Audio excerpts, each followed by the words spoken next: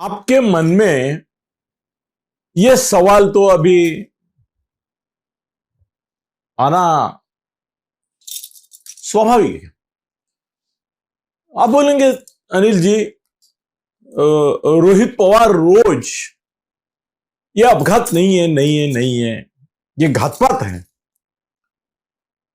अजित दादा को मारा गया है ऐसा बोल रहे हैं।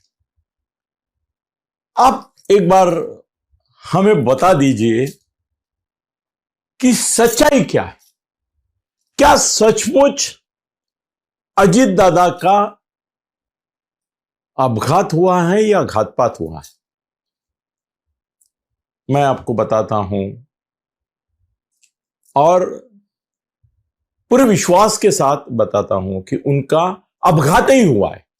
आप पूछ सकते हैं, अगर अनिल जी आपको लगता है कि ये अपघात है तो बार बार ये रोहित पवार कुछ न कुछ डेमो बीमो करके ये क्यों बता रहा है कि अपघात नहीं घातपात है?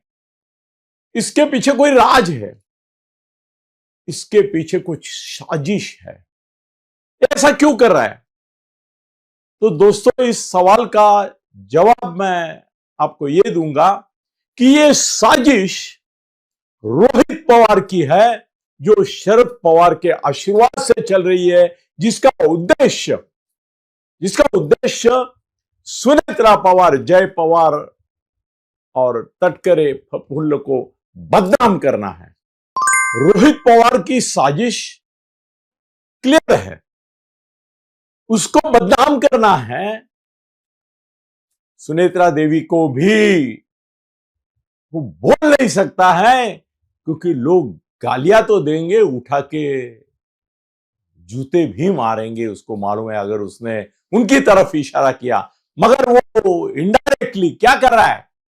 इनडायरेक्टली यही सजेस्ट कर रहा है, लोगों के मन में इनडायरेक्टली यही बात घुसाने की कोशिश कर रहा है कि सुनेत्रा देवी ऐसे लोगों का साथ दे रही है जो अजित दादा को मारने के षड्यंत्र में शामिल है, और उसका इशारा वो कंपनी की तरफ जितना है उतना ही प्रफुल्ल पटेल की और तटकरे की तरफ भी है।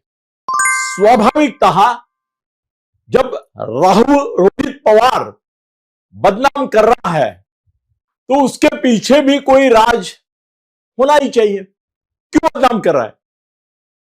क्यों उसके सगे बेटे, उसकी पत्नी, उसके निकटतम सहकारी जो उसके साथ गए थे, सुख दुख में साथ थे, वो ये पहले आशंका नहीं उठाते, वो अपघात मान के चले थे। खुद शरद पवार बोले थे कि अपघात है, इसका राजकारण मत करो, और रोहित के थ्रू अभी वही कर रहे हैं। इसका कारण है उनको महाराष्ट्र से अजित दादा पवार की, अब जो सुनेत्रा पवार की राष्ट्रवादी कांग्रेस है, उनको खत्म कर रहा है। लोगों में उसकी साख विश्वासार्हता गिरानी है और एक इंप्रेशन लोगों में देना है कि ये कातिलों के साथ है। कौन?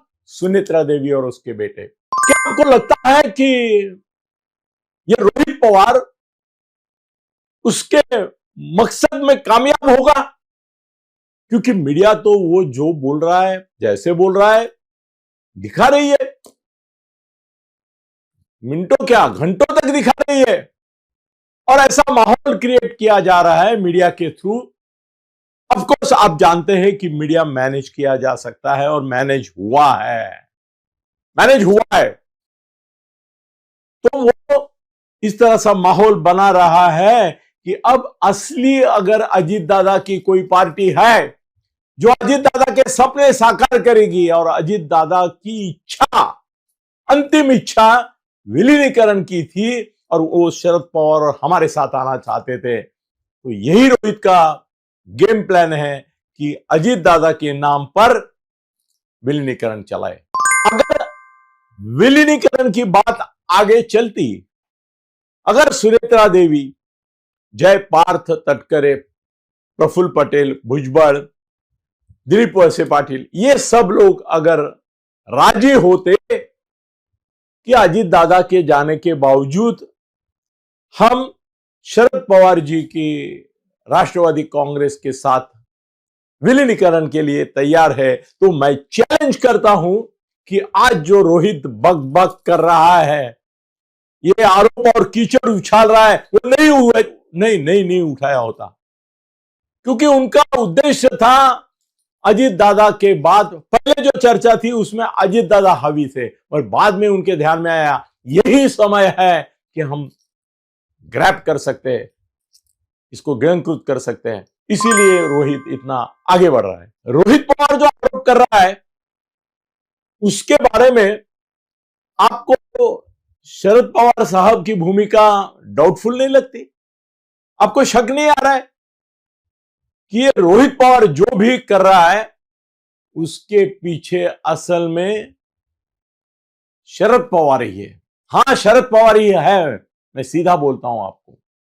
वो ऐसा करते हैं, वो 5 दिन इसीलिए अंदर रहे थे क्योंकि रोहित के थ्रू उनको ये शस्त्र और अस्त्र चलाने थे। सुनेत्रा देवी को बदनाम करना था, तटकरे को बदनाम करना था, प्रफुल्ल को, सबकी साख गिरानी थी, विश्वासार्हता गिरानी थी, उनको ही आरोपी बोलना था शरद पवार साहब को, करके रोहित को आगे किया। इसका मकसद ही उनका ये था कि इनको हटा दे, या तो सुनेत्रा देवी के ऊपर इतना दबाव बनाए कि वो तटकरे और प्रफुल्ल को दूर करे। ये शरद पवार साहब का गेम है, रोहित का नहीं। आप पूछ सकते हैं कि अनिल जी, जब रोहित इतने डेमो कर रहा है, शरद पवार भी चुप है, इसके बारे में कुछ नहीं बोल रहे, घातपात अपघात, पहले तो अपघात बोले, अभी कुछ बोल नहीं रहे, मतलब उनकी सम्मति है, आप किस कॉन्फिडेंस से ये सब बोल रहे हैं? आपके पास क्या सबूत है? दोस्तों, मैं आपको ये कॉन्फिडेंस से बताता हूं कि इस क्षेत्र से जिनका संबंध है, भले मैं नाम नहीं कोट कर रहा हूं, उन सब ने पहले दिन से मुझे बोला है कि अनिल जी ऐसे एक्सीडेंट्स हुए हैं इसके पहले। ये क्या पहले? अरे हमारे मित्र देवेंद्र जी फडणवीस को 5 बार हेलीकॉप्टर और फ्लाइट का ऐसा अनुभव हुआ है कि मरते मरते बच गए थे। तो विमान अपघात कोई अनोखी चीज नहीं है। अब रोहित पवार हमारे देश की जो इन्वेस्टिगेटिंग एजेंसीज है उसके ऊपर जांच के लिए भरोसा नहीं दिखा रहा है। ये भी एक षड्यंत्र है, ये भी एक षड्यंत्र है, क्योंकि ऐसे फॉरेन कंट्री, कल अगर रशिया को दिया तो बोलेंगे पुतिन तो इनका दोस्त है, वहां मैनेज हो जाएगा। अमेरिका के किसी एजेंसी को दिया, बोलेंगे ट्रंप के दबाव में है, ट्रंप जो चाहेगा, मोदी जो चाहेंगे, फडणवीस जो चाहेंगे, वही तो रिजल्ट आएगा। मतलब फॉरेन में देना ये बात कर रहा है, पर किसी भी देश को अगर देते हैं, ये क्यों दे रहा है? और हमारे देश के मुल्क के सीबीआई के ऊपर हम अविश्वास दिखाएंगे? क्या पागलपन है। मगर रोहित यही पागलपन चाहता है, क्योंकि उसको मालूम है ये फॉरेन में नहीं देंगे, इंडिया में रखेंगे, बदनाम करने के लिए उस हथियार चाहिए, वो हथियार को धार लगा रहा है। दोस्तों, मैंने हमेशा आपको आगे की बात बताई है, तो आज भी आगे की बात आपको बताता हूं। आगे क्या होगा? आगे क्या होगा? रोहित ने जो बवाल किया है उसका एक असर ऐसा हुआ है कि फडणवीस साहब को मिलकर सुनेत्रा देवी, जय पार्थ, तटकरे और प्रफुल्ल ने एक निवेदन दिया कि इसकी सीबीआई इंक्वायरी करो। ये इसलिए उनको करना पड़ा क्योंकि रोहित जिस तरह से बवाल क्रिएट कर रहा है उसको मुकाबला करना जरूरी था। हम भी तैयार है, ऐसा बताना जरूरी था, क्योंकि वो पॉइंट आउट कर रहा था इनकी तरफ। तो अच्छा किया इन्होंने ये मांग की, मगर ये सीबीआई जांच भी होगी तो भी ये अपघात ही सिद्ध होगा, क्योंकि अपघात ही है, अपघात है और अपघात ही सिद्ध होगा।